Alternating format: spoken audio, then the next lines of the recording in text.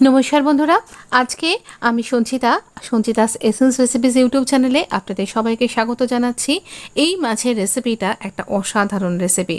এই রেসিপিটাতে বেশ সাধারণ রকমের টেস্ট কিন্তু হয় না, একদম অন্য রকমের, অথচ তৈরি করা ভীষণ সহজ।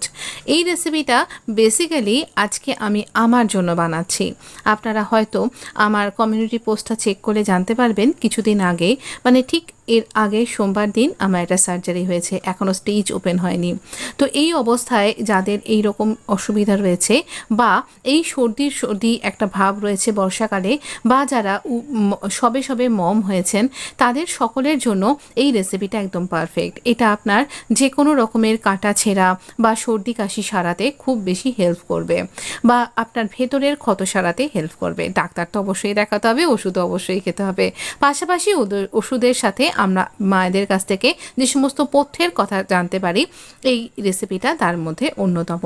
আর আমরা সবাই জানি এই সময় একটু হালকা পাতলা খেলে আপনার পেট এবং আপনার শরীর সব থেকে ভালো থাকবে। রান্নাটা আমি সাদা তেলে করছি, আপনি ইচ্ছা করলে সর্ষে তেলেও করতে পারেন। এখানে আমি 6টা মাছ তৈরি করব, তাই জন্য আমি তেলটা 3 টেবিল চামচ দিয়েছি। এবার মাছগুলোকে খুব ভালো করে, যেমন আমরা নুন হলুদ মাখিয়ে ভেজে থাকি, ঠিক সেই রকমই আপনি নুন হলুদ মাখিয়ে হাই ফ্লেমে এপিট ওপিট খুব ভালো করে তেলটা গরম হওয়ার পর দেবেন। আর এই রকমভাবে মাছ ভাজতে গেলে, অল্প তেলে মাছটা ভাজতে গেলে আমাদের মাছটা উল্টানোর সময়তে বিশেষ সাবধানতা অবলম্বন করতে হবে, যেন এই টাটকা মাছ ভেঙে না যায়, একদম মানে কি বলবো, মাছের হালুয়া না হয়ে যায় ইত্যাদি আর কি। একটা ধারালো খুন্তি বা স্প্যাচুলা নিতে হবে। আর তারপর যে মাছটা এটা যেমন হয়ে গেছে মনে হলো, একে আস্তে করে স্ক্র্যাপ করে উল্টে নিলাম। এটাও তেলের মধ্যে পুরোটাই ডুবে আছে, এটা উল্টাতে অসুবিধা হয়নি।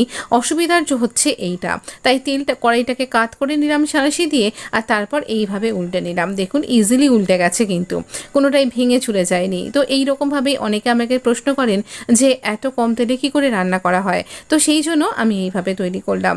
এবার আরও 3টে মাছকে ভেজে নেব, আর এই তেলেই কিন্তু আমরা বাকি রান্নাটা কমপ্লিট করব। এর মধ্যে কোনো আলু বা অন্য সবজি দেওয়া হয় না, তবে আপনি যদি মনে করেন তাহলে আপনি ছোট ছোট করে পাতলা করে আলু দিতে পারেন। এখানে কালো জিরেকে আমি 2 কোয়া রসুন আর একটা কাঁচা লঙ্কার সাথে বেটে নিয়েছি। বাটাটা আপনি শিলে বাটতে আর একটু স্মুথ হবে, আমি মিক্সিতে বেটেছি, খুব একটা স্মুথ বাটা হয়নি। তো শিলে বাটা আমার পক্ষে তো সম্ভব নয়, মেয়ে এটা মিক্সিতে বেটে দিয়েছে। তো এবার 2টো কাঁচা লঙ্কাকে ফাটিয়ে দিয়ে দেব, যাতে ভালো গন্ধ আসে। আর এবার দিয়ে দেব ওই কালো জিরে বাটাটা। এই কালো জিরে বাটার সাথেই একটু জল দিয়ে দেব, মিক্সির বাটি দেওয়া। আর এবার দেব 1 কাপ দুধ। এই দুধটাই কিন্তু এই রান্নার একেবারে সুন্দর একটা টেস্ট এনে দেবে। এই রান্নার মধ্যে কোনো চিনি দেওয়া হয় না, কিন্তু দুধের যে মিষ্টত্ব, তাতেই এটা সুন্দর একটা টেস্ট তৈরি করে ফেলবে। এবার দিয়ে দেব নুন আর হলুদ পরিমাণ মতন। যতটা রান্নায় এই ঝোল আপনি রাখতে চাইছেন, সেই পরিমাণ অনুযায়ী কিন্তু এখানে নুন হলুদটা অ্যাড করতে হবে। এবার দুধ দেওয়ার পরে আমরা এখানে আরও একটু 1 কাপ জল, অর্ধেক কাপ মতন জল দিয়েছি। আর ভেজে রাখা মাছগুলোকে দিয়ে দেব। সব কিছুকে খুব ভালো করে বেশ 5 থেকে 7 মিনিট এটা ফুটতে দেব, যাতে করে এই মাছের মধ্যে এই সমস্ত কিছু অ্যাবজর্ব হয়, আর তাহলেই এটা বেশি টেস্টি হবে। দেখুন এখানে ঝোলটা যতটা পাতলা দেখছেন, আর আমি যখন সার্ভ করব তখন দেখবেন অনেকটা ঘন হয়ে যাবে। যে কোনো দুধের রান্না, আমরা যদি সাধারণ পায়েসও তৈরি করি, তাহলেও দেখবেন একটু ঘন হয়ে যায় একটু পরে, বিশেষ করে ঠান্ডা হয়ে গেলে। তাই ঝোলের কোয়ান্টিটিটা আপনি সেই রকমভাবে জলটা অ্যাড করবেন যে আমাদের ঝোলটা কিন্তু একটু ঠান্ডা হলেই ঘন হয়ে যায়। আমার কাছে আজকে ধনেপাতা ছিল না, এই বর্ষার মধ্যে না, সেই আর কি। যদি আপনার কাছে থাকে, অন্য কোনো সময় করছেন যে তখন ধনেপাতা রয়েছে, তাহলে ধনেপাতা দেবেন। এই রান্নায় ধনেপাতাটা দিলে অসম্ভব সুন্দর গন্ধ আর স্বাদ হয়। আমি একদম তৈরি করে ফেলেছি, আর এই রকম কোয়ান্টিটি রেখেছি ঝোলটার। এই ঘনত্বটা ভাতে মেখে খেতে ভীষণ সুন্দর লাগে, আপনি অবশ্যই বানিয়ে একবার ট্রাই করতে পারেন। এবার আমরা এটাকে সার্ভ করব। গরম ভাতে জাস্ট দুর্দান্ত লাগে। আর বললাম এর যেটা হিলিং পাওয়ার রয়েছে, সেটা কিন্তু আপনার যে কোনো উন্ডকে বা ক্ষত জায়গাকে সারাতে, খুব দ্রুত সারাতে সাহায্য করে। তবে এই রান্নাটা কিন্তু একদম পারফেক্ট।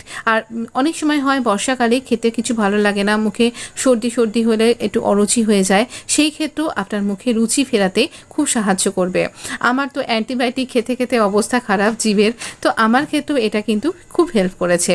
তো অবশ্যই এই ধরনের রান্না পাতে রাখুন, যেটা সহজে হজম হয়ে যাবে আর যেটা আপনার শরীরের জন্য খুব ভালো। ভিডিওটা যদি ভালো লেগে থাকে তাহলে অবশ্যই লাইক শেয়ার সাবস্ক্রাইব করে পাশে থাকতে ভুলবেন না, বন্ধুদের মধ্যে শেয়ার করতে ভুলবেন না, বিশেষ করে যিনি এই রকম পর্যায়ে রয়েছেন, হয়তো উডবি মম বা তিনি সবে সবেই মম হয়েছেন, তাহলে তার এই ক্ষত সারাতে সাহায্য করবে বা আমার মতন হলে।